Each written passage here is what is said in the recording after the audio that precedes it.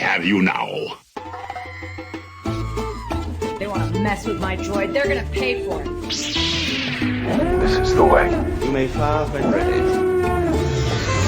Blow that piece of junk out of the sky! The way you're fighting, you wouldn't have lasted long. Hello there. The ability to speak does not make you intelligent. Cool. So we are now going to start our second ever commentary for a Star Wars movie. We got to do this for Return of the Jedi's 40th anniversary, and we had an absolute blast. It was a pretty well-received and well-listened to podcast. So we're bringing you guys today a very special episode to celebrate the 25th anniversary of The Phantom Menace.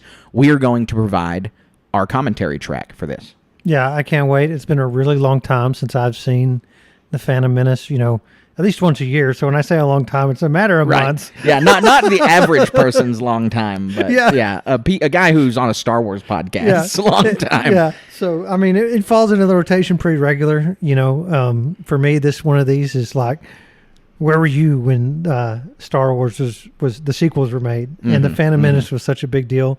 The Phantom Menace re-release, I think, and then the 2010s was a big deal. The 3D re-release. Yeah. I went to that. It was the first Star Wars movie I saw in theaters, I think. I can never remember if I saw Revenge of the Sith or not in theaters because I was too young. Yeah. But that was the 3D I definitely remember seeing. And to me, I mean, I went there and I dressed up. I had a robe. I had a lightsaber. I think right before we met, I won a Obi-Wan, a cosplay contest dressed up as Obi-Wan. Yeah. I wore khakis and a cheap robe and a plastic lightsaber. And all I have to do is grow my hair out, and I could be Qui-Gon. So sure. Looking forward to this in a major way. Yeah, we're gonna have a good time. I mean, so for those of you who haven't heard the Return of the Jedi episode, this is in the vein of a director's commentary. We are almost as good as George Lucas. So yeah. And barring a George Lucas director's commentary, this is the next best thing, is the Star Wars Station commentary. And so this is intended to be played alongside The Phantom Menace. We have our TV set to 0 right now, and we're just going to press play. 2 hours and 17 minutes. Exactly. Well, and we're going to talk credits. Yeah, it's some We're credits. not going to watch the credits. Yeah, exactly. But we're just going to chat. I mean, we're just going to sit here and we're going to talk and we're going to provide commentary. Elucidate. We're going to say anything that kind of pops into our heads about the movie. And so it's just, you should listen to this alongside the movie. That's the best way to do it. If you're a huge Star Wars fan and you can remember most of the Phantom Menace from start to finish, you could listen to this without playing it next to the movie. But this is meant to be played next to the movie because this is our homage. This is our celebration of the Phantom Menace's 25th anniversary. Yeah, and one of the reasons I was looking forward to this is because, gosh, lost count how many times we've seen this. We've had many conversations over many aspects of this. Mm-hmm. And now we're proverbially putting our pen to paper. Right, putting our voices to the track and making a recording for all time. Yeah, absolutely. What we're going to say about this. And there's a lot of value to this. I'm willing to bet that even just our own conversations, we're going to come up with some stuff that each of us didn't know. Yeah, and now I'm you get sure. to know. I'm sure. Yeah, it's going to be a lot of fun. We're gonna dig through this, but it's going to be a long episode. Like you said, 2 hours and 17 minutes is just the movie itself. So we're going to dive right in. I'm going to give everybody a countdown, and then when I say mark is when you should press your play button. So 3, 2, 1, mark. So the very first thing, I think I said this exact thing when we watched the Return of the Jedi one, but the 20th Century Fox intro being gone is a little disappointing because it felt to me to be a part of the Star Wars intro. Yeah. Like, it's a big part of the identity of the movie to have the 20th Century Fox intro. Right. A long time ago in a galaxy far, far away. This movie, there's just so much surrounding the Phantom Menace that is I want to say culturally lost a little bit now that we have the sequels, because the sequels were a huge deal. In 2015, when The Force Awakens came out, there was so much hype surrounding that movie. You never thought you were going to get Star Wars again, but that was the same situation with The Phantom Menace. When I was growing up, it was like episode 4, 5, and 6. What are you talking about? That doesn't make sense. There's only 3 movies. Right. It's obviously the first chapter. And we're just kids. We didn't know that's what George Lucas was saying. And so the technology got to where I was able to make these movies. And here we go. Yeah. Episode 1. Exactly. Long awaited. And getting to see the crawl once again, I'm sure after all those years, was just so hype. I mean, I just recently watched Fanboys. I think I mentioned that in our last podcast. And getting to see that theater, which is fake, is staged. Them all kind of light up when it comes onto the screen. It was still really cool. Because that's how it was in The Force Awakens. And I know that's how it was for The Phantom Menace. If I wasn't just crapping in my diapers, I would have been there too when The Phantom Menace came out. Right. Really, really exciting that we get to do this, and that it's crazy that it's been 25 years, because I'm 26, so it's been, my entire life. This movie this movie has existed, and it's cool to finally get to see that it's on its 25th anniversary. Then I get to grow alongside the Phantom Menace. Yeah, I love these shots with the blockade and all the ships. Yeah, they make it look so robust. There's so many of those Trade Federation ships. A lot of people took issue with it. Obviously, a lot of people took issue with a lot of the Phantom Menace. It was not well received when it first came out. But one of the things where people are like, how can you blockade a whole planet and there just be, this little line of ships? And already the fact that people may not know is that this is blockading the hyperspace lane. Like, the way you get into Star Wars planets is you come out of a hyperspace lane. Everyone's landing out the same road, essentially, getting into the planet. So this blockade's very effective. Yeah. What strikes me, you see a Neimoidian on the screen, you see all these different droids, you see these hooded Jedi. It's just sitting in that theater the first time, all these chills. You're like, what in the world? It's just so enthralling. Well, the galaxy of the prequels is so different from the galaxy of the original trilogy. I mean, obviously, that goes without saying, but seeing Jedi operate on a large scale, being the top dogs in the galaxy, seeing them just doing more mundane diplomacy stuff is a big change that I don't think many people were expecting when The Phantom Menace first came out. This was a leap in an interesting direction, and obviously this was George Lucas's vision, and I'm glad that it came to fruition this way, but it's a big change from what a lot of people were expecting. Yeah, it was. Because this is, it says in the lead up, people are already a little confused in the crawl where it says, trade disputes and things like that. Like, that's not what Jedi handle, but it is. That's obviously what Jedi handle. That's the norm of the galaxy. And here they've just been shuffled off into a conference room. Yeah, like you said, they're sitting in a boardroom, and then you cut to the Neimoidians, who are pretty unique aliens already. We haven't... they didn't exist in the original trilogy. They were a new George Lucas invention. And the identity that's been imposed on the Neimoidians from this movie, from the Clone Wars, from that Brotherhood book is just so interesting, with being these cold, calculating, cowardly people. It's a really interesting take on these people who run trade in the whole galaxy. Yeah. Yeah. And they're powerful. They got all these ships. And, we don't know this at this point watching this, but we do or commonplace, but Sidious shows up, and this is all just machinations of Palpatine, right? Right. Hilarious. Yeah, and we get to see him for not the first time, but we get to see younger Palpatine controlling this stuff behind the shadows, and it already steps out really big and is showing us the fall. And the Phantom Menace is a pretty interesting place to begin that fall. Anakin's element to the story of his discovery is very important, but other than that, this has a lot to do with the Clone Wars, but you wouldn't think that, having just seen this movie. People still didn't know what the Clone Wars were. That was just a line from A New Hope that didn't mean anything yet. And now we see on screen what that actually means, and Palpatine's machinations going this far back, so many years before the Clone Wars itself ever kicked off. Yeah, this is one of the building blocks to the pyramid of starting the Clone Wars. What would you say this is? Like establishing a threat of a potential clone or robot droid army, right? Yeah. Getting the Trade Federation to go against the will of the Galactic Senate and the will of the Republic to further divide the galaxy and, Yeah. and to deepen already beginning fractures with the systems that don't feel like they're represented well in the Republic. And that's the whole point of the Sith machinations for 1,000 years is to to destabilize and cause distrust and mistrust. Right, exactly. And it's interesting because Palpatine does, I mean, he has all these machinations, but he also, as we've talked about, he's great at recognizing opportunity because he takes existing political issues and existing, divides in the Republic and in the galaxy and begins to exploit them. Like, Palpatine did not create the systems that were disgruntled with the Republic. He didn't create the greed of the Trade Federation.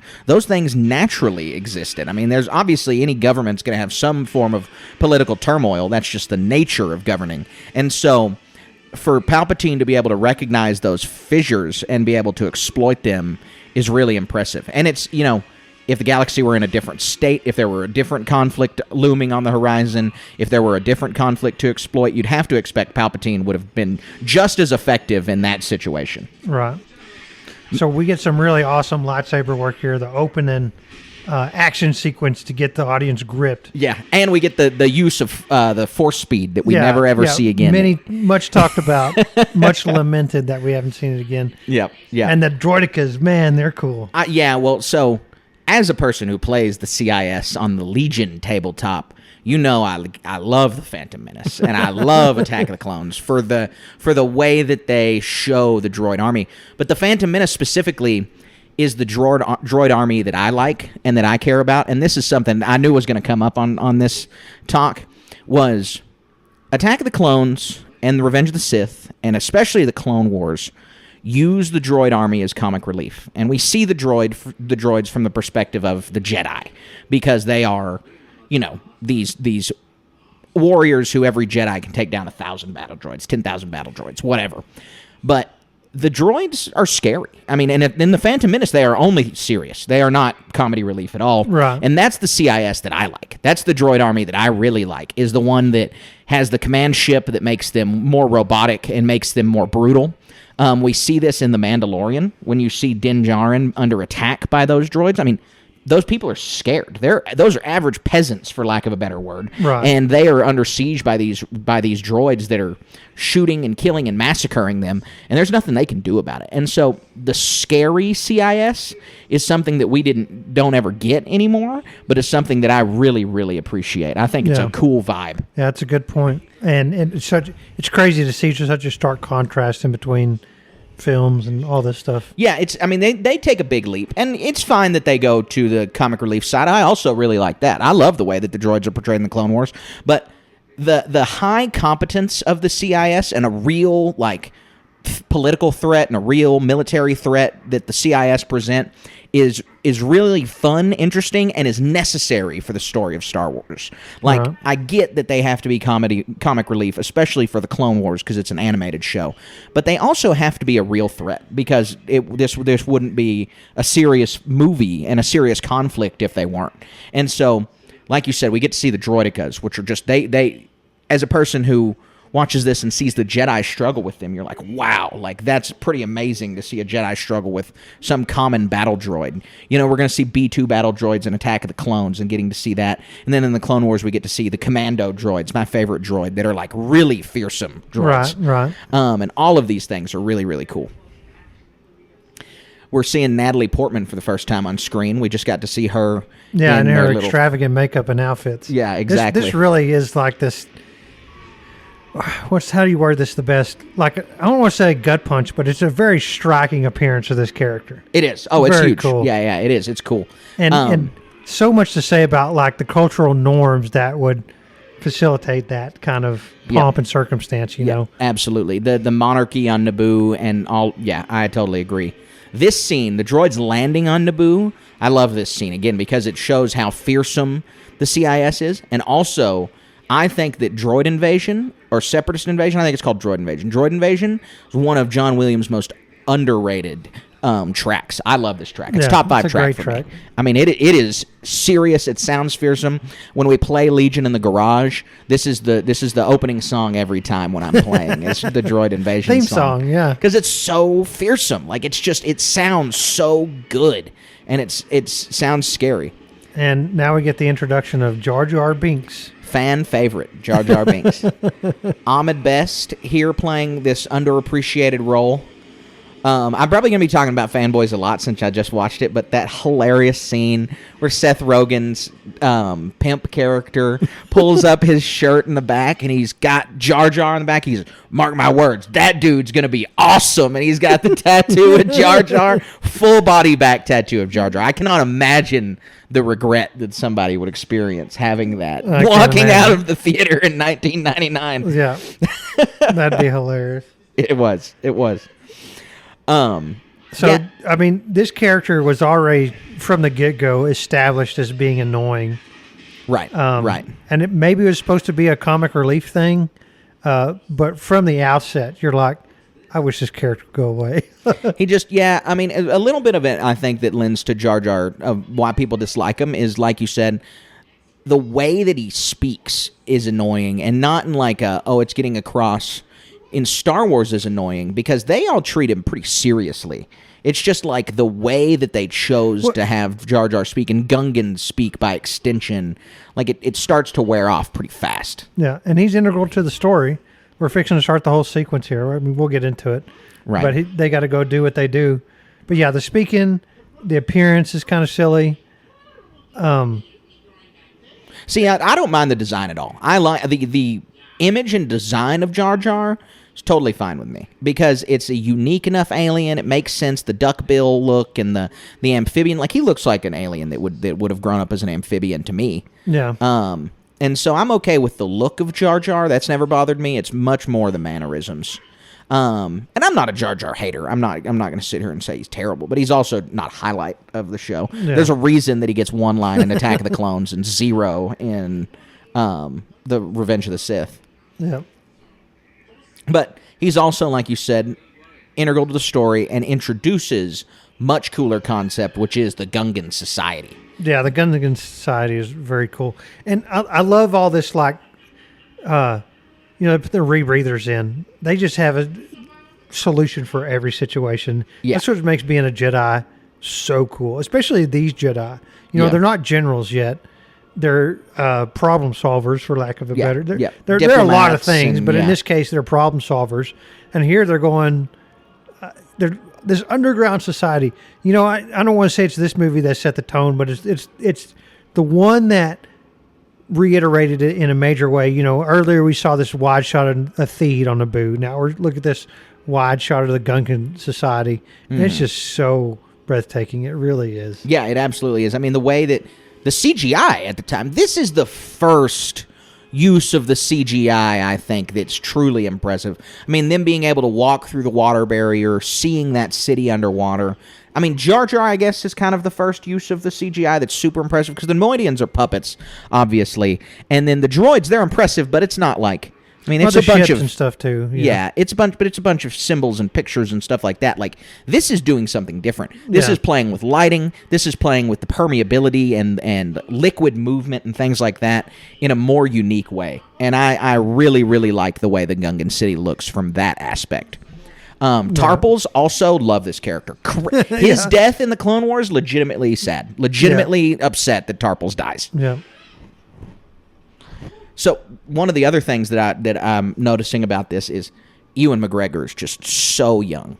Having seen him reprise his role for Obi-Wan Kenobi, the series, just a couple years ago, and seeing him in this, it is night and day different how he looks. I mean, he aged so much. I don't know how old Ewan McGregor was when he took this role. That's something I'm about to look up, but it's pretty astounding to me that he looks as young as he does. I really do like the way the Gungans talk and their mannerisms, because it's in such stark contrast to everything you see.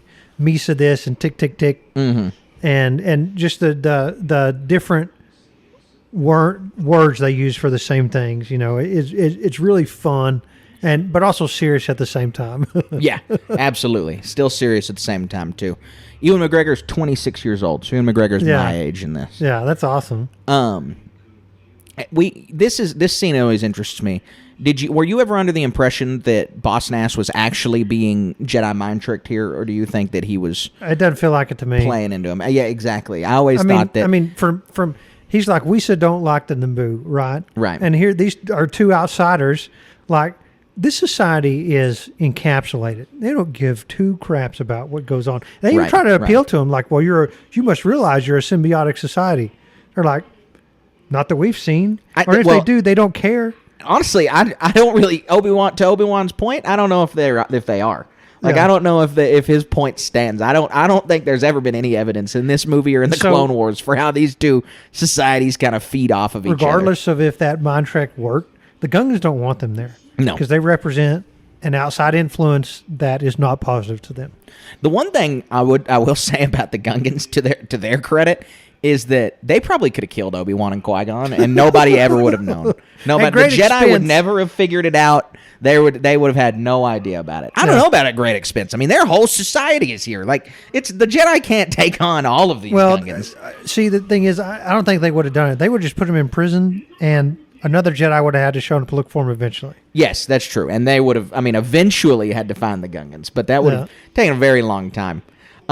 Seeing Jar Jar get freed with the life debt thing was pretty funny because it's kind of like the Chewbacca. This was a big part of Jar Jar's inclusion in this movie for a lot of people. Before the movie came out, was they kind of assumed he was going to be the Chewbacca of the prequels. Like, you just look at this character and you're like, alien sidekick has to be the Chewbacca of the prequels. Right. And he doesn't turn out that way, obviously. And an argument for the mind trick is they just gave them this awesome submarine. Right. And you would just give two randos who swam down here of their own volition this hyper cool submarine. The Bongo. To drive through some underground river on this planet. But that's Jar Jar's point, is that going through the planet core is exceptionally dangerous. So it feels like a setup too. But they just know the sub's going to get destroyed.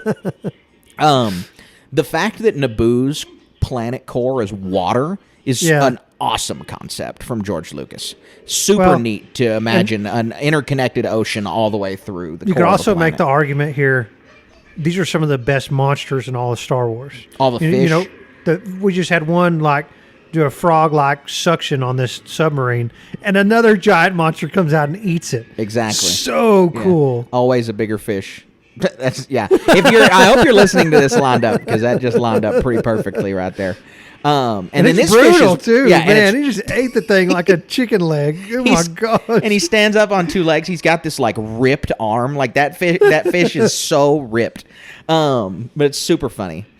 I really like the aesthetics of the Trade Federation. Not the Nemoidians per se, but of them being the bad guys, because it's different enough from the Empire, but you can still see a little bit of the oppressive architecture and the Imperial aesthetic surrounding this scene. Seeing when they're talking to Palpatine like that, you can still feel that. It's got some influence there. Ooh, all the little repair droids walking back there. Love that background shot. Those dudes, one, they're great in Legion, and two, they look so cool.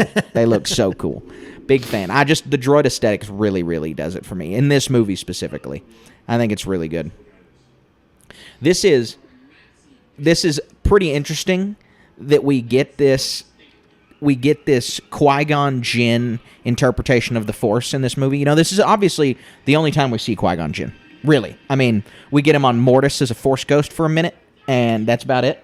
Right. And so we get a lot out of Qui-Gon Jinn's character in this. I mean, it's pretty much to go so far as to say he's the main character of the Phantom Menace. Yeah.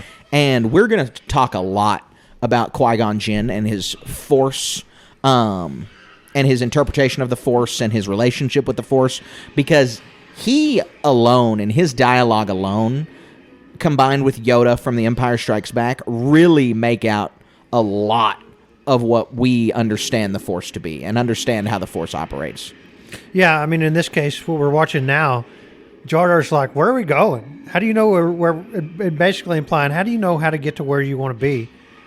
And Qui-Gon says the Force will guide us. And the ship even powers down. They're in real peril here. And from Qui-Gon and Obi-Wan both, there's not a bead of sweat, no worry at all. It's just like, yep, all right, here we go. Yep, just trusting in the Force. And we see another Force power that never comes up again, and that's that Qui-Gon just touches Jar Jar's shoulder and then he passes out. It's like the Vulcan mind whatever, where Spock grabs the neck. Yep. Yeah, it's like that, but the Jedi version of that. And we don't ever see that again either. Yeah. So there's a couple things they tried out in the Phantom Menace that never happened. This shot of Amidala in her red dress with the big bulbous orange things, they have a Lego version of that, and it is so expensive. It's one of the most expensive Legos because it's like a totally unique, bespoke piece. Yeah, I believe it. It's very, very unique. It's very interesting. So Theed is invaded and taken over, and this looks like Epcot more than Theed. Yeah, that's an interesting shot of Theed because you get obviously a lot of Theed's real places. We talked about that also in the last episode, where a lot of Theed's shot in Spain and Italy, and like this, the staircase they're walking down right now is real. This is a real place, but there's also parts of Theed that's just like this can be nothing else but CGI. Yeah. And she's already changed clothes. Oh no! But this is Keira Knightley. This is one of the ones. Or the game I love to play is this really a different actress or what's her name? Natalie Portman. yeah. This one is Keira Knightley now, and that's when they do the big old swap because you can see there's Natalie Portman right there on the right side. She's the leading handmaid. Sitting in an audience, you don't know that. No, absolutely. In 1999, you have no clue. No, you don't have any clue. It's a big twist in 99. It's so fun. It's a really good twist in 99 too. It's still a good twist. It's just once you know it, you can start to pick it out. But Keira Knightley and Natalie Portman do look insanely similar. Yeah, it's pretty crazy how similar they look to each other. This big rescue right here is really cool. This is kind of where we get to see the lightsabers finally cross with some droids. I'm having bad flashbacks to the Lego games. That's exactly what I was just thinking. This for some reason always invokes the Lego game. And couldn't find the puzzles right. Yeah. The very first Lego game with the flashback here. I totally agree. That's hilarious. Shared experience of video games bridges all. Yeah. All nations. Yep. The cool thing about the handmaidens, and they go into this, so there's a trilogy of young adult novels about Padme. I haven't read them, and I'm not going to contend that I've read them, but I will say that I know a few things about them.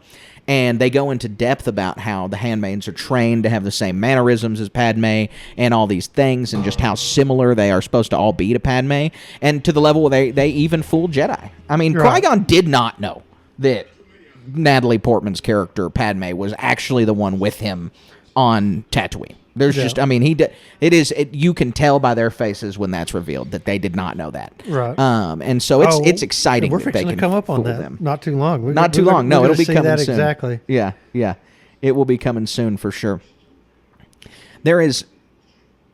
So Qui-Gon says he feels that they're going to destroy her. I mean, totally right. 100% spot on. Well, I mean, this is at this time you could make an argument that the royal family of the Amidalas are an impediment to Palpatine assuming power. Yeah. Well, that's something probably a machination there. That's another thing to Palpatine's credit is Palpatine does again capitalize on failure here. He is defeated in the Phantom Menace. Palpatine, his plans are not. This does not go according to plan. I mean, like he did expect Anakin Skywalker to show up. Exactly. Nobody did, and we're jumping the gun here. We're going to get to it. Yeah.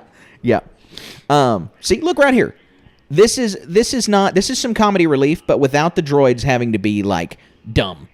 Like it's just trying to compute it, and then those droids are still serious and a serious threat. And to those pilots, those droids could kill them instantly. The only thing that makes the droids ever not feel fearsome is when you match them up against a Jedi or against a clone trooper. When you match them up against a regular, not very trained human being, the droids are very fearsome. Right. Watching them crumple in all these scenes, we just saw the Queen and her escort be rescued, and they just all got crumpled there. And then just now they're getting onto this really fancy looking ship, arguably one of the coolest looking ships in the whole Star Wars stuff. Yeah. Is all those droids get crumpled there too. Oh, we're getting to one of the best introductions of a character ever. Yes, we are. Hello, boyos. I totally I agree. use We're about boyo to all see the it. time. I do too. And like you said, the ship, the sleekness of this Naboo cruiser, George Lucas spent a lot of time fashioning the identity of Naboo. The look of Theed, the core of the planet, the Gungans, the cruisers, everything about it. Naboo is maybe one of the most fleshed out societies we've ever seen in Star Wars. Very cool. More fleshed out than Tatooine, and we've been to Tatooine a lot more times. Yeah. So it's pretty interesting that Naboo is as fleshed out as it is. There goes our little guy right there, like you were talking about, Yeah, one of the coolest R2-D2. intros. He's first legacy character. No, his second legacy character to show up. Obi-Wan, obviously. Yeah. Pretty cool that we get to see that. It was. Go ahead. Right, and he fixes the shield generator, and all the other poor droids die. Yeah. You know, I mean, if R2-D2 had died in one of these other ones, it's like one of those what if situations. Right. Yeah, Silly this is one, but some Will of the Force stuff right here too. yeah, it really is. Yeah, that in a major way, R2-D2 was able when it to gets stay right down alive. to it. Yeah, exactly. I mean, he's the chronicler. He's been there for everything. He's seen all of this throughout the whole time. He's seen the entire Skywalker saga, and so R2 is a pivotal part of the story. Obviously, any Star Wars fan knows that. Yep. And so, this was a really good place to start, though, in 32 BBY. Obi-Wan as a Padawan, because what other legacy character would you start the series with? I mean, you can't start it with Luke or Leia or Han. Han's what? I mean, he's probably not even born yet, but he's going to be. Yeah, Chewbacca, but that would just be too fan servicey almost, Well, and come on, I mean, what story element is Chewbacca going to be playing when we have a lot of source material from Episode 4 that talks about Obi-Wan's past, where anything Chewbacca's in, like you said, would be fan service. He's ham-fisted into anything. Yep. I mean, he's in Revenge of the Sith. That's pretty fan servicey, putting him in Revenge of the Sith the way that he was. This is every time Sidious is on here, it displays the cowardice of the Nemoidians even more. Ooh, we're about to get a really good reveal. There it is right there. There it is right there. Darth Maul's reveal for the first time is so cool. Very cool.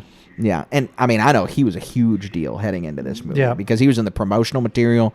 People were super excited with how Darth Maul looked. Yep. Because he's like scariest. George Lucas was like, draw the scariest thing you can think of. Well, it's just like my daughter thinks every time she sees the little charm. Oh, is that a demon? Right, exactly. That's exactly what he was made to attempt to replicate, right? Right. Well, the story behind it. So when you look at Mother Talzin, the original concept art for Darth Maul was actually Mother Talzin, and was a female. And George Lucas saw it and was like, okay, draw the second scariest thing you can think of, because it looks pretty terrifying when you see the concept art. So that's how we got Darth Maul as he is. I don't ever. This is always interesting to me that Sabe chooses Padme to be the one that cleans R2, and it's like, why did she do that? Yeah, making all the other ones queen go do it. Yeah, I guess just to throw everyone off the scent. She's got to be as equal as everybody else. This is also obviously the will of the Force. They got to go land on Tatooine. No other systems. Yeah, I mean, it was willed that way. Right. I mean, you say the word will, it's easy to throw out the term will of the Force, but will's pretty much a really powerful word in this case. Yeah. I mean, think about what the path we're about to embark on. Right. It's also interesting to me because we start to get a taste of galactic geography, where it's like, okay, now anytime a map of the Star Wars galaxy is drawn, Naboo and Tatooine have to be close to each other for this to make sense. You get it even further in Attack of the Clones, where Geonosis and Tatooine have to be in the same system. And then I guess it's not our first taste, because Bespin and Hoth had to be in the same system, but you start to get like rules imposed upon the way the Star Wars galaxy looks just by offhand lines and movies to justify things.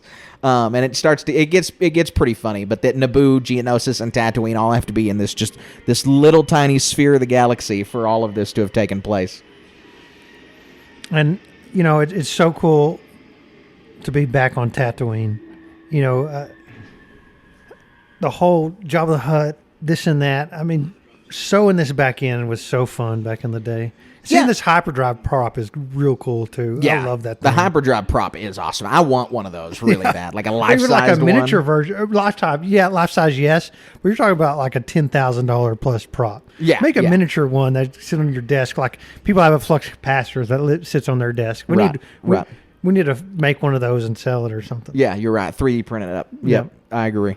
The seeing Tatooine, this is way before the criticisms of why are we always going back to Tatooine would happen. And so, like you said, it's really rewarding to come back to the planet and explore a totally different part of it. Mos Espa is totally different from Mos Eisley. Yeah. I mean, it's still a desert city, whatever, but it's a different setting. And so it fleshes out Tatooine a lot by just giving it another city on the planet.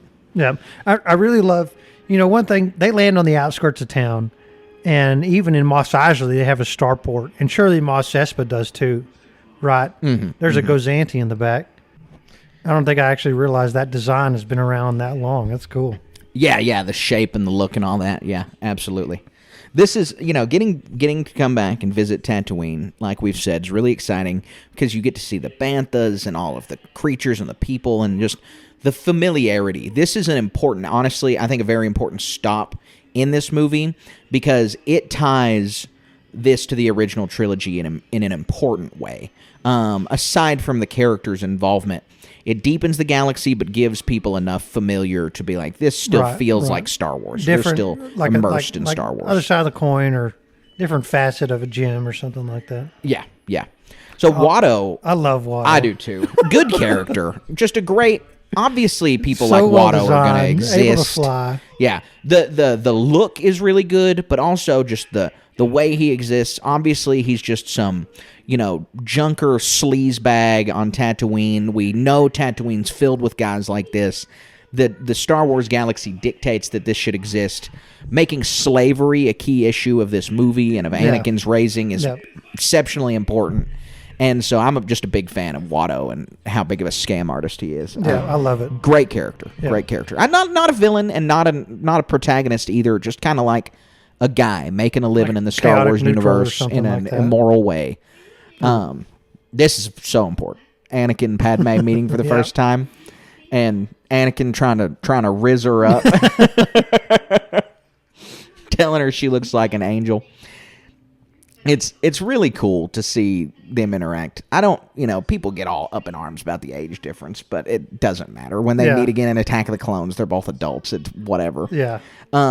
It's cool to see them start this little budding romance and friendship basically this way.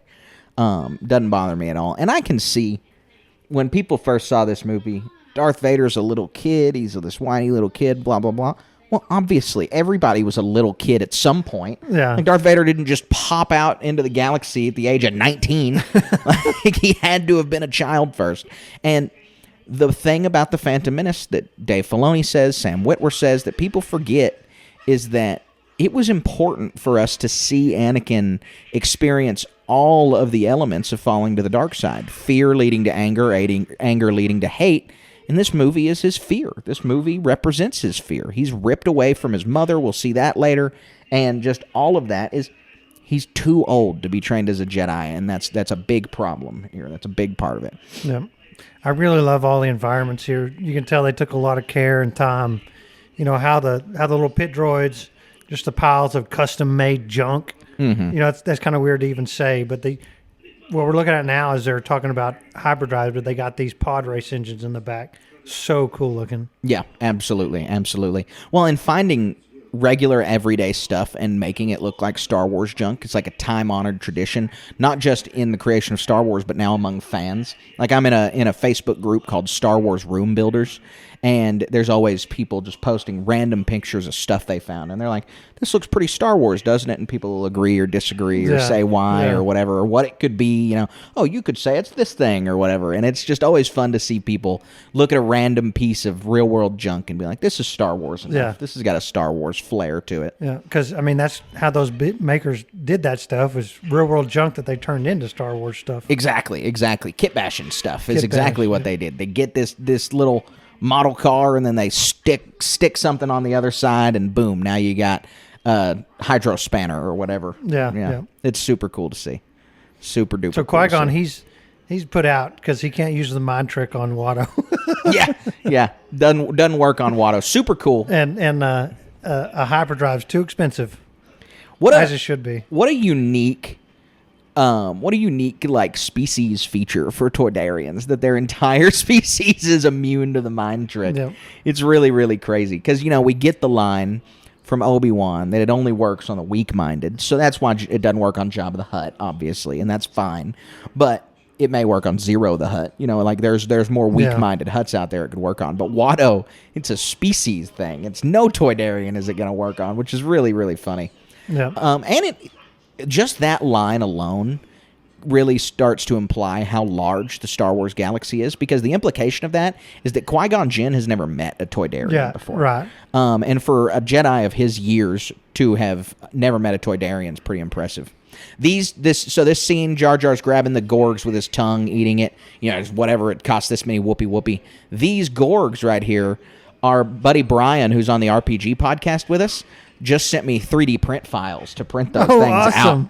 out. So I'm going to start printing those and hanging them up on my Star Wars shelf. They're really cool looking. There's somebody who texted me, a good friend of mine, Michael. He says that a Jedi's in this scene, sitting at the table here. Yes, he is. Right there is Quinlan Vos behind Anakin Skywalker. Yep. He's got the yellow paint on his face.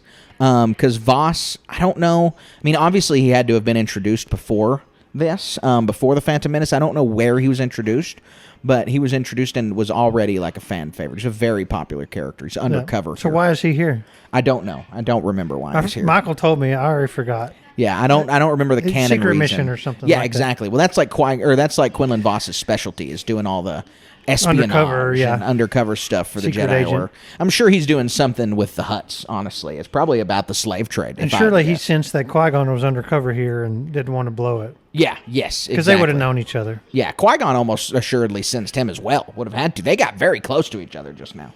Yeah. Sebulba, good antagonist introduction. Great antagonist. I know a lot of people that really, really like Sebulba. And so he's like he's like a cult character. Like there's a bunch of people that really enjoy his character for this reason or another, but he's like such a bad dude. And it's a way to illustrate, Mos Eisley's Cantina, Wretched Hive of Scum and Villainy, the way they illustrate that is by Ponda Baba and Dr. Evazan getting in that scuffle with Luke, right? Well, just to maintain the identity of Tatooine being such a rough place, they have to keep introducing characters like that, and Sebulba's one of those. Yeah. A guy who's not afraid to kill a little kid. Like, that's what he wants to kill this kid. Yep. And the only For reason money. he doesn't is because he's a slave. Yep. If Anakin were a free man, then Sebulba already would have killed him. Yep. Which just shows how lawless Tatooine is. The brutal sandstorm. When I see this scene, I always think about, what if I were 10 years old and invited 4 strangers over to my mom's house? What would she have done? 2 adults and some weird alien? Yeah, exactly. Because Shmi is just so Or poor gracious. slaves. Yeah, exactly. They already have nothing, and you just invited these people over for dinner and to stay Your with company you. housing. Yeah, exactly. This was maligned. I know this. Darth Vader built C-3PO. This was a little bit. I'm still okay. That Maz Kanata statue. Did you know that? I didn't notice Retconned. it. When R2 comes around the corner, that statue right there on the left has been retconned to be Maz Kanata. That's cool. Yeah, it is cool. It looks just like her. I mean, it's not a problem. I like it a lot. I don't think it's too untoward for a slave child to build a droid. No, you're right. I mean, he's made out of junk. It's funny 3PO's made out of junk because he's so prim and proper. That is a wiffle ball bat thing, a wiffle ball sling right behind C-3PO. Spray painted funny. chrome. I don't know that for a fact. Like, I've never read that somewhere. I'm telling you, looking at it, that's what that is. Well, the other one looks like a sort of racket. There's a racket-looking thing in the back, too. Yep. By the Maz Kanata statue. Yeah, yes, you're right. I know which one you're talking about. This is iconic right here. 3PO and R2-D2 meeting each other for the first time. Because they're such a big deal in A New Hope. They were pivotal, right? They had the plans. I mean, they're the duo. They're like, you look at, there's the standard comedy duo of tall, skinny guy, short, tubby guy. Wario and Waluigi. Yeah. Like, it's repeated all the time. And 3PO and R2-D2 are like that archetype, like one of the first versions of that archetype. Well, the first one goes back to the black and white films. We're going to be crucified by somebody for not knowing that. I don't even know what you're referencing. Oh, it's let me look it up right fast. Yeah, you'll have to show me. Qui-Gon right here, the communicator he uses, an old Gillette razor. And it just, again, that one I did read. That one I do know for sure. Coruscant for the first time. Seeing, this is another impressive CGI feat, and seeing just the way that this city is so alive and so big is really, really cool. Yeah. Yeah, and then another Darth Maul scene. Love that. Yeah, some of his only lines. Getting to see him deliver the lines, Ray Park. Sam Witwer, who has lent so much of his iconic voice and mannerisms to Darth Maul, did not have a lot to go off of, but he very faithfully did go off of what we had for Darth Maul and the lines, and he sounds just like him, and he has a lot. When you watch the Clone Wars and you see how deeply Sam deepens Maul's character, it's clear that he really based a lot of it off of just a few scenes that exist. It's really, really cool to see.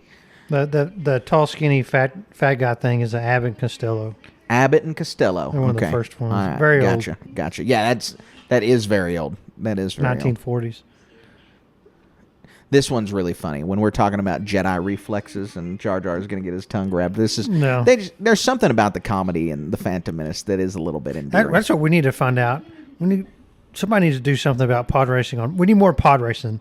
He's talking about pod racing on Malastare. Yeah, well, we really haven't ever gotten any more of it, right? The scene in the Phantom Menace, I think this every time. I love it. I don't have any problems with it. It's super long.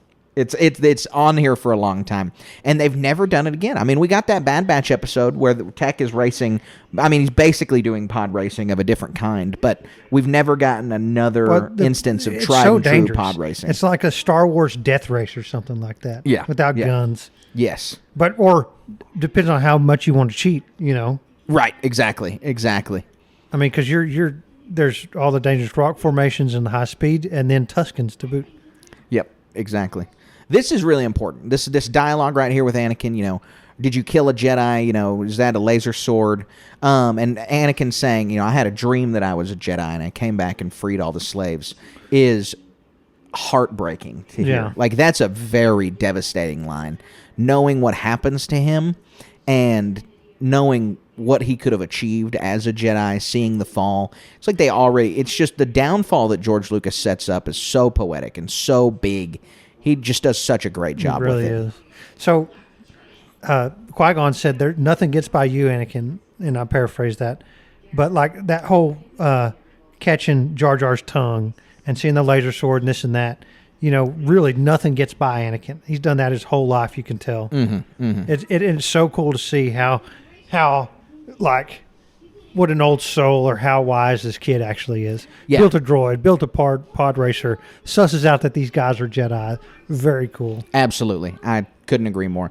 George Lucas also does a really great job directing here by going, you'd have to have Jedi reflexes and showing Jedi reflexes in the same scene, the way that it works together with him grabbing Jar Jar's tongue. It's awesome. Super cool. And this is a pure kind-hearted person too. He wants to win the money to give it back. To help these strangers, pure strangers. Yeah. He's known these people for a couple hours. And he wants to win and give them a bunch of cash. He is a slave for them to leave nothing. And never see again. Yeah, exactly. I mean, Anakin's intentions are so pure here. Yeah. Shmi did an amazing job raising this kid. It's really, really astounding. Right, and despite of the circumstance of being a slave, he's talking about sold to a HUD, and now he's owned by Watto.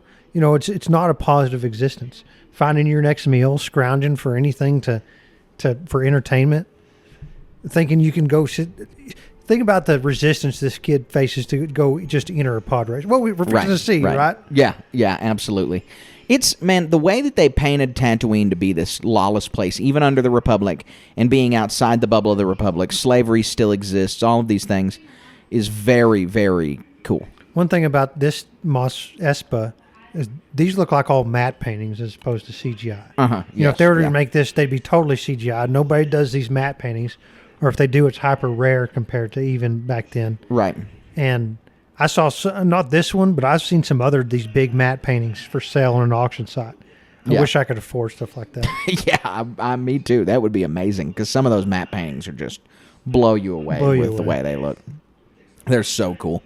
This little dialogue we just had between Padme and Qui-Gon's always funny, where the Queen doesn't have to know, and Padme just has to pout and say, "Well, I don't approve." You're like, because- steaming.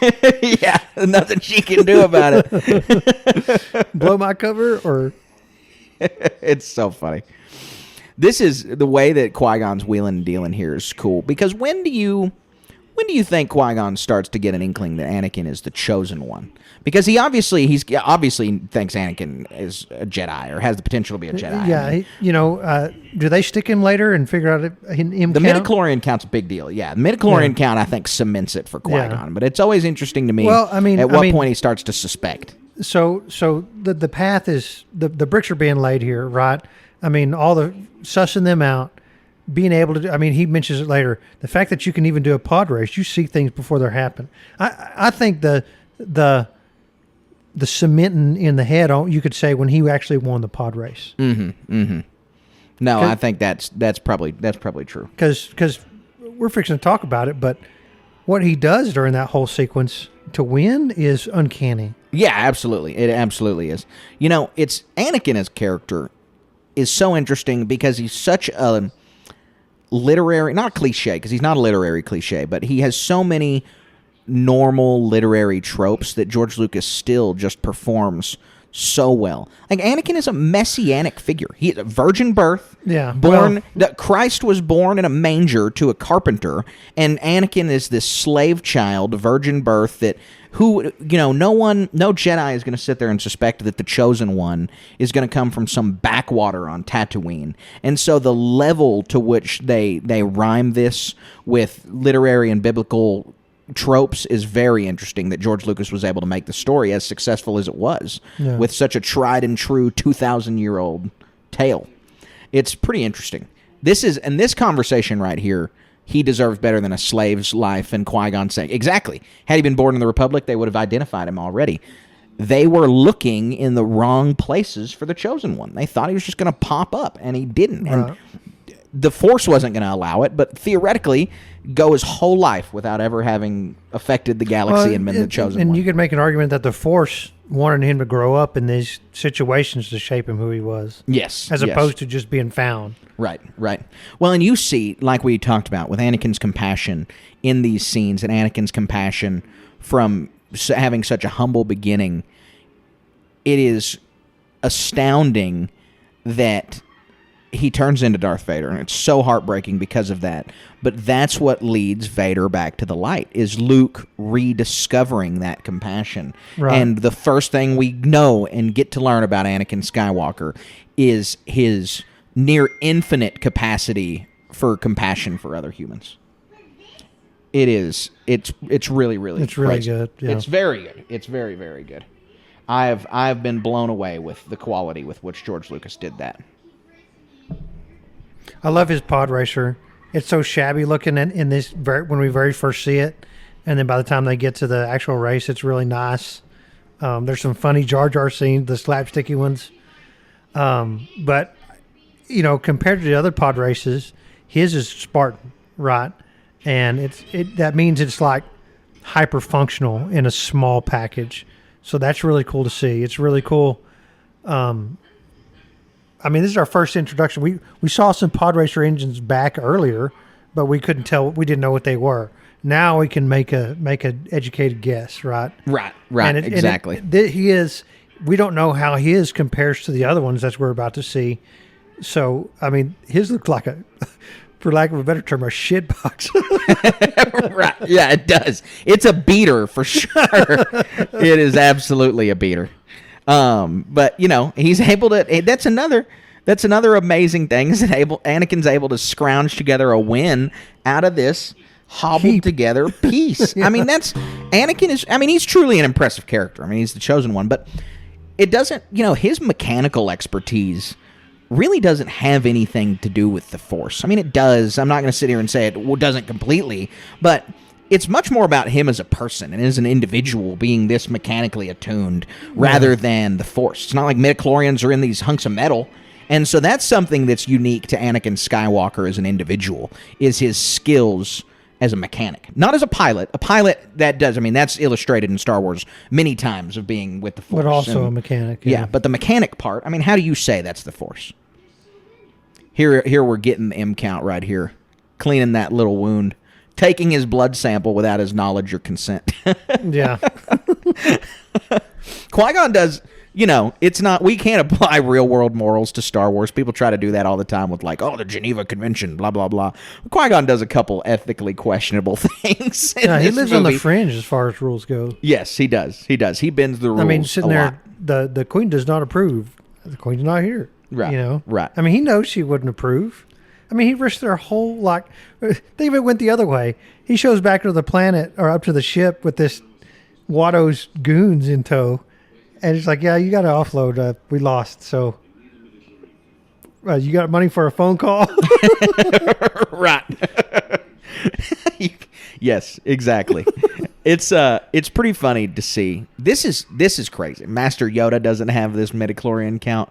And like we talked about, I kind of do feel like that this is where he starts to at least entertain the idea of him being the chosen one. Yeah. Because he just sees, no one has had it that high. No child who makes it to that age has the level of force sensitivity still that Anakin Skywalker does. They always say if you miss your Jedi training, if it passes you by, that you lose your force sensitivity with age. It goes away. And Anakin is exhibiting like he's had a level of training essentially here, and he hasn't. And so that's a big part of this. I know you want to talk about this Sith Darth Maul infiltrator. arrives on Tatooine with the Sith infiltrator. Man, so cool. And this is one of the first scenes where we get a good picture of Maul and his horns. Before it's all dark and receded. Mm-hmm. And Tatooine looks like we don't live where there's desert and sand everywhere, but we're able to see for miles and miles with these towns off in the distance. That's a frequent occurrence where we live. Right. So it's cool to see that, in other aspects, I know in Mandalorian they're on Tatooine, we don't see anything like that. And so getting him look out where he sends his little probes out to go into these towns and look for stuff is way cool. Yeah, it is. The Darth Maul of the Phantom Menace versus the Darth Maul of the Clone Wars really is a little. He's two different characters, and not in a bad way. I'm not before this movie ends, he was on the path to be he was a Sith apprentice, right? Exactly, and had been totally indoctrinated, right? Yeah, exactly. He's Sith apprentice. He's going to be a Sith. He's going to be a Sith Lord. He's Palpatine uses him as a pawn and throws him away, but I'm not under the impression that was Palpatine's ultimate plan to throw him away and use him as a pawn. No more than it was to use Vader or Dooku as a pawn, but things changed and he saw the need to throw him away. Palpatine was always ready to throw him away, but I don't think it was predetermined. But Maul, like you said, true believer, a Sith right here, and he's a lot more Sith-like than in the Clone Wars, where he's different. He's not nowhere near as much forsaken, of a Sith. Yeah. This is I love the betting. I love Qui-Gon getting in the muck gambling. It's so funny. Yeah, I mean even seeing all the chips are on the table right now. All these other pod racers, Sebulba with his crew of Twi'leks. I mean, that's intimidating. I want a set of these chance cubes. Yeah. Well, easy to make. Square, painted up. Well, I bought them at Disney World. They are the Qui-Gon again. Cheating right here. I mean, using the Force for his advantage. Morally, I'm not saying he does anything wrong. Also, I think that chance cube is loaded or doesn't have, I think more sides are red than blue. Yeah, or something's wrong with it. It looked like two sides are blue and more sides are red for sure. Yeah, exactly. But, that's one of those things where just pitching dice all the time, you get to understand intricacies like that for sure. Right, exactly. I love the intermixed Hutties. I love Anakin being bilingual and him just spitting that in there. They deepen the movie with that also and just make the galaxy and Tatooine feel so lived Is in. Hutties like Klingon? Are there people out there who speak it just for fun? It's not as fleshed out as Klingon, but yeah, I mean that does exist, but it doesn't have the depth. I mean, there's like a scale on fake languages, right? Like Elvish, actual real language, like dialectic differences, like Tolkien put in real work. That was his specialty. Then you have Klingon, totally real language, has a bunch of real words, like people can speak it. It does not have the diversity that Elvish does. And then you have Hutties, where it's like the words stay the same. They will use the same words, and Revenge or in Return of the Jedi that they will in the Phantom Menace to mean the same thing, but they're not making an entire dictionary. Who's that or an alien entire with the anything. skull? Do you know his name? I do not Looks like know a his name. space scuba suit with the skull. Yeah, I don't know. I've seen that all kinds of places. He's cool. Yeah, well, that's the background characters. They all look cool. This shot right here. So the crowd over Mos Espa and in the pod race, Practical not effect. CGI. Exactly. Yes, I love the all story behind this. Q-tips. Yeah. So cool. Yeah, It's colored Q-tips. really amazing. With the air blowing through them. Yeah. So Brilliant. cool. Brilliant. The Phantom Menace is a good marrying. Quadraneros. Yeah. Old Ben I love him. Quadraneros. I love all the memes that come from all the intricacies of this. Yeah, the pod racer introductions is really fun. There's just a lot of fun going on. These two, the two-headed announcer, love it. Yeah. I don't remember his name. Super cool concept. One of them speaking basic, the other speaking Huddies. It's just crazy. They did It's such so a good, awesome. good job. What would there. it take for you to participate in a pod race? I think I'd have to be under duress. I think someone would say, I'll kill you or you do this because I'm going to die. It says no average human being can do it. I'm not a Jedi. If I were 90. Yeah, exactly. Yeah, I mean, if I were knocking on death's door, it's like a final bull ride thing. Like, Yeah. no way I'm going to get behind that willingly. But, yeah, I love this is true George Lucas here because it's like the race car vibe, and he's talking about the Volptrix 9000, like really hamming up these The tricked different out models, pod yeah. racers and stuff. Like, this is all George Lucas's love of racing and modding cars and everything else. And then you have this local goofball you think is people. What's this guy doing here? Yeah, the yokel. The flag scene, 3PO being the standard bearer, all of that. Super so cool. good, so the good. vibes of the pod race, it's something else, and it's unique. I don't think we really ever get that outside of the Phantom Menace. Yep. Dude, the Eope fart, it is. Half the time, it goes by me and I'm like blank faced, and half the time it kills me because that's like another one of those big Phantom Menace criticisms. It's like George Lucas added a poop joke to Star Wars, and it's like, yeah, and it's super funny half the time. And it's funny when it catches me off guard. Yep. When I don't expect the Eope fart is when it's hilarious. Yeah, if you're criticizing that scene from it being gross or childlike, I mean, or childish, right? You just need to get over yourself. Yeah, exactly. You're taking yourself and Star Wars way too seriously if you can't laugh at the Eope fart. Because the 10-year-old that's watching this and thinks Anakin is awesome, this cool 10-year-old also laughed his butt off at the Eope fart. Yep. And so it was made for him and not for you. The pod racer helmet, how do you like? Do you like the pod racer helmet? Because the goggles, I love the goggles. The way they fold down, I think they look so good. It was just so iconic. It was on every Coke machine that you ever saw. Right. Yeah, the pod race was a Pepsi huge one. part of the promotional material. Yep. And the video game. Yeah. Getting to see Jabba and Bib Fortuna proving to the world that Jabba the Hutt can actually slither around and get out and about. Yep. I guess we see it in A New Hope too, but this was a good tie, getting to see Jabba announce that. And this is good. Like, it's not like Jabba's in every single one of the prequels. He's not in any of them except for this little scene. So it's just a good cameo. This is true cameo. You know, sometimes you see things like in a Marvel movie where a superhero is like the second, like they're part of the movie, like Falcon in the second Captain America, and they're like, Falcon cameo, and it's like, no, he's part of this movie. Character, like, this is what a cameo role. is. This is so good. And every time Qui-Gon just sasses Padme and she's mad, she's like, I'm the queen. The whole sequence, man. We're about to be buckled in for this pod race. Because, again, it's like, I don't know exactly how long it is. My guess, I'm going to Google it. But what is your guess on the 20 length minutes. of the pod race scene? Okay. That's exactly your guess, because my guess is 16 minutes. Okay.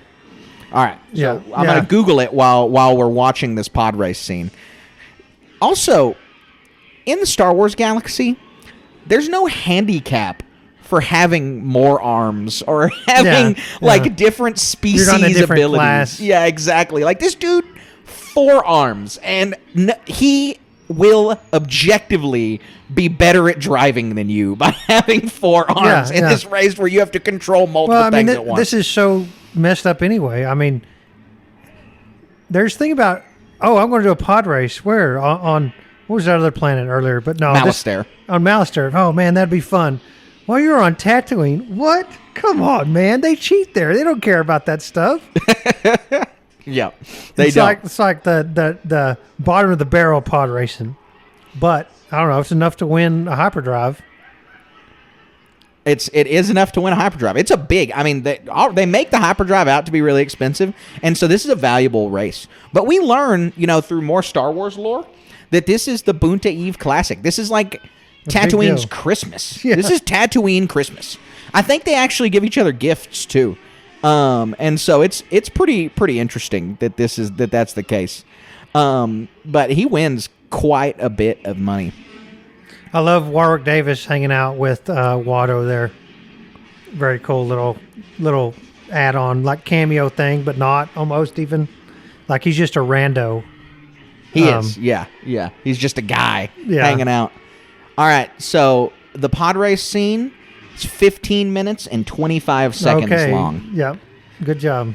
I cannot believe it's that long. Aura Singh, every time I watch this with somebody who is like not as big a Star Wars fan as us, but is a big Star Wars fan, they're always like, Aura Singh was in the Phantom Menace. And it's pretty crazy that she is, because that's it. Before the Clone Wars, I think that's all we ever see of Aura Singh, is just standing right there looking at that pod race.